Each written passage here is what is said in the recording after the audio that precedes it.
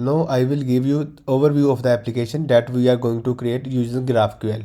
We are going to create a recipe application with all the correct operation like create a new recipe, update a recipe, delete recipe, and view all the recipes. And all these APIs using GraphQL. And secondly, we are going to implement the authentication routes like login and sign up. When the new user create his account, we are returning a JWT token to the user, which the user need to pass with every request. We will also see the how we can do error handling in GraphQL and some other stuff as well. So these are all the APIs. Like we can create a new recipe, we can get our recipes, create a new user, increment thumbs up, login user, get our users, get a single recipe, get a user by ID, and delete recipe, edit recipe, and increment thumbs up.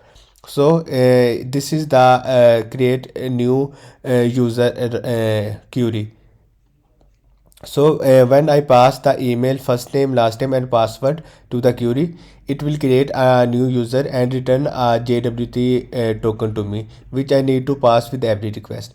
If I create the user again, it will throw the error that the email is already exist and also the status code 400.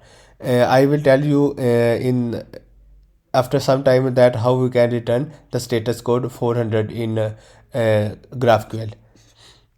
We can also get all the our recipes. We can select some fields from recipes. We can also pass variables, dynamic variables to our queries. Some other APIs are we can get all our users. If we need to get all our users, we need to pass the JWT token in authorization parameter. First of all, I need to copy this token.